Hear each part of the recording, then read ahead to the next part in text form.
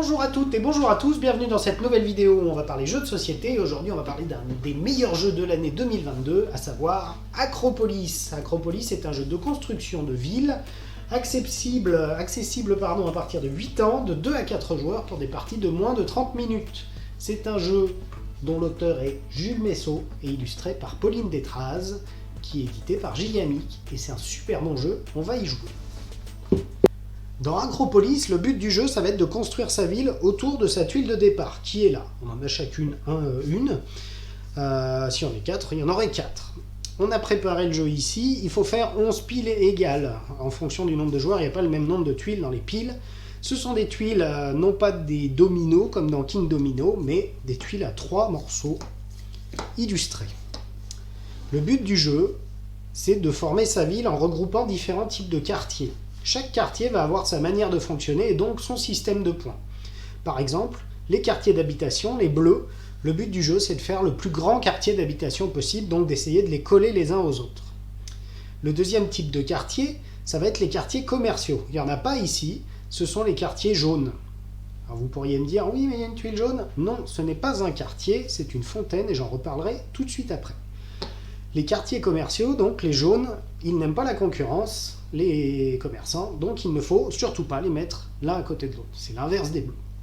Le troisième type de quartier, ce sont les quartiers militaires. Les rouges, comme ici, eux, ils défendent la ville, donc il faut qu'ils soient en périphérie, sinon ils n'ont pas bien d'intérêt s'ils sont en plein milieu. Troisième type, c'est bon. Quatrième type de quartier, ce sont les temples violets. On n'en a pas non plus ici. Les temples, ils rapporteront des points s'ils sont complètement entourés. Et le dernier type de quartier, ce sont les jardins. Ils rapporteront des points, quel que soit l'endroit où ils sont. Il y a un autre type, mais ce ne sont pas des quartiers, c'est les tuiles grises. Ce sont les carrières. Elles ne servent en soi à rien, elles ne rapporteront pas de points. Mais c'est intéressant d'en avoir pour gagner des pierres. Je vous expliquerai tout à l'heure à quoi servent les pierres. Et donc le dernier truc qui est important, c'est que même si j'ai un grand quartier d'habitation bleu par exemple, ou que j'ai 6 quartiers commerciaux qui ne sont pas adjacents les uns aux autres, donc ils vont tous faire des points, ils ne rapporteront des points que s'il y a une ou plusieurs fontaines pour les valoriser. Ici on va multiplier le nombre de quartiers qui font des points par le nombre d'étoiles qu'on a réussi à collecter. Donc si j'ai pas d'étoiles, ça sert à rien. Et moi qui commence, j'ai une pierre, toi tu en as 2 en tant que deuxième joueur. Comment ça marche? Je peux sélectionner ce que je veux dans le marché en commençant dans le sens de la flèche, d'ici jusqu'ici. La première tuile est toujours gratuite pour tout le monde. La deuxième coûte une pierre, la troisième 2 pierres, la quatrième 3 pierres. Donc je ne peux pas aller plus loin que celle-ci. Je vais quand même payer un caillou pour récupérer celle-ci qui me plaît bien. Et c'est à toi.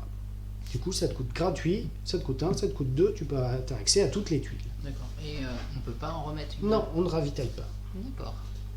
C'est bon à savoir. Bon, je vais rester Gratuit.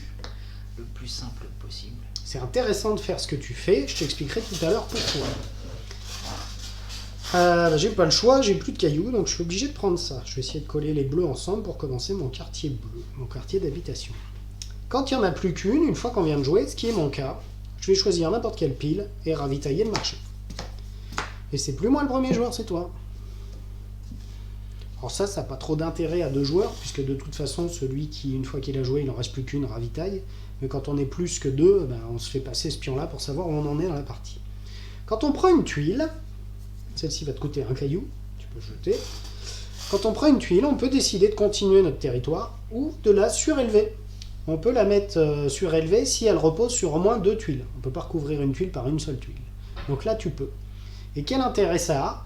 Bah ici c'est intéressant pour toi puisque tu vas recouvrir que des carrières, comme je l'ai dit tout à l'heure, elles ne rapportent pas de points les carrières, mais ici elles te feront gagner des cailloux. Tu regagnes 3 cailloux si tu joues ici. D'accord. Mais c'est à toi de voir comment tu fais. Mais alors du coup, si je fais ça, il faut que ça soit en périphérie, ça, si Ouais. je me rappelle. Et Tu vas peut-être le pivoter complètement. Comme ça peut-être. Voilà. Ou mettre le temple au centre, il sera plus facile à entourer. Ouais, mais celui-là, comme il doit être en périphérie. Enfin, ça peut rester le bord, hein. Après tu peux te développer par ici. Ouais. C'est pas... Je restais dans ce sens-là. Ça marche. Autre truc qui est... Alors déjà tu gagnes 3 cailloux.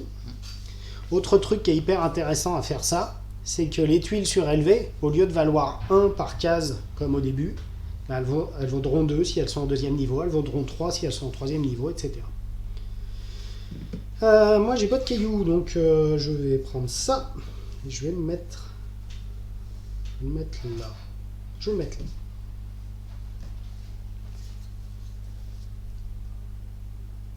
On peut mettre les violets l'une à côté de l'autre? Pas de problème. Tant qu'ils sont complètement entourés à la fin, ils rapporteront des points. D'accord. Eh ben, ici. Donc après, je Comme il n'y en a prends plus ça. qu'une, tu ravitailles. Tac.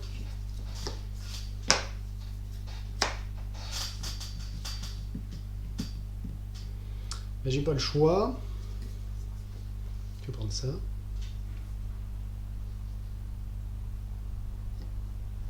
Je vais le mettre là.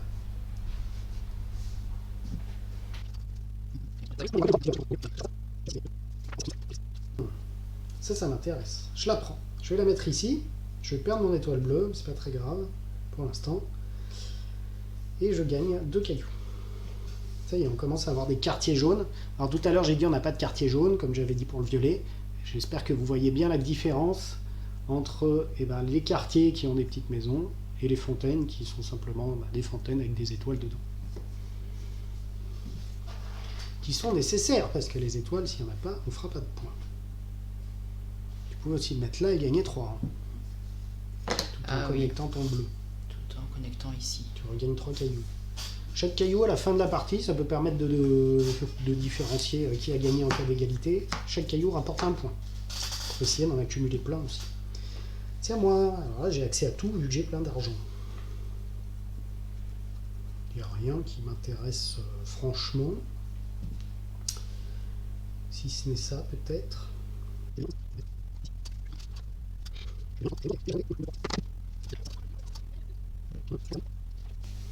On a une petite carte de rappel des règles qui nous donne les règles déjà sur la partie droite et aussi le nombre de tuiles en fonction du nombre de joueurs. Donc on peut un peu statistiser le jeu pour essayer d'avoir les bonnes cartes, les bonnes tuiles en tout cas, qu'il nous faudrait.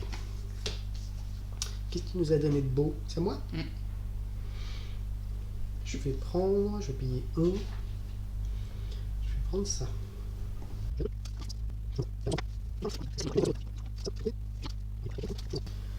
Ah bah c'est pas mal ça. Ça me permettrait de faire des points. Je vais prendre ça quand même. Je paye 1, je vais prendre ça.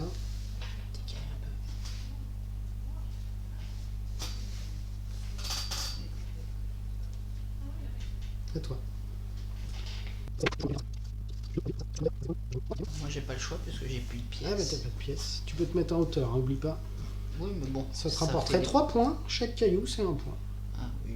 Puis là ça t'enlève rien, donc c'est pas gênant. Tiens, tu regagnes 3 points. C'est la fin de la partie, on a fini nos magnifiques villes. Toi tu t'es un peu plus étendu que moi. Pour compter les points, il y a un magnifique petit carnet qui est très pratique, donc on va compter les points ensemble. Mathieu, Nicolas. On va commencer par compter combien d'étoiles bleues on a. 1, 2, j'en ai 2. 1, 2, 3, 4. 4. On va compter combien compte de quartier, notre quartier d'habitation le plus grand. Sachant, je le rappelle, qu'une tuile de niveau 1 rapporte 1 point, mais une tuile de niveau 2 qui est surélevée rapporte 2 points.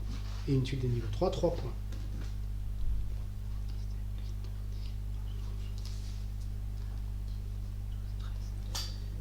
T'as 13? Ouais. On va ils sont pas collés, tout est bon. 8 x 7, 56. Oui. On est d'accord. C'est l'occasion de réviser ces tablettes de multiplication. Et moi la tête à Toto. Et toi 0. Le nombre d'étoiles rouges, t'en as 4. Le nombre d'étoiles violettes. 2. C'est là que ça va ça, normalement, j'ai joué tout sur le violet, donc c'est là que ça va jouer. 2 pour toi. Le nombre de quartiers violets qui sont complètement entourés. 3. Celui-là ne marche pas. Oui. 1, 2, 3, 4. Ah oui, 4 parce que c'est 2 points. 4 fois de 8. 1, 2, 3, 4. Non. 1, 2, 3, 4, 5, 6. 6 x 4, 24. Le nombre de petites pierres qui nous reste pour finir. 5 pour moi. Et 3 pour moi. 3 pour toi. On fait le total. 64 et 8, 72 et 6, 78 pour toi. 56 plus 24, ça fait 60 plus 20, 80, 84. Rien qu'avec ces deux-là, j'ai déjà plus que toi. 84, 88, 108, 148, 156, plus 5, 161. Tu m'as atomisé. 78 à 161. La victoire est pour celui qui connaissait le jeu, évidemment. Un très bon jeu, qui est facile à expliquer, qui a un côté puzzle. Si vous aimez bien Carcassonne, si vous aimez bien King Domino, si vous aimez bien les choses comme ça, allez-y, foncez, c'est super bien, ça marche très bien. Si vous avez envie de plus vous prendre la tête, il y a des variantes, un moyen de doubler ses scores si on remplit certains objectifs. C'est que du bonheur. À bientôt!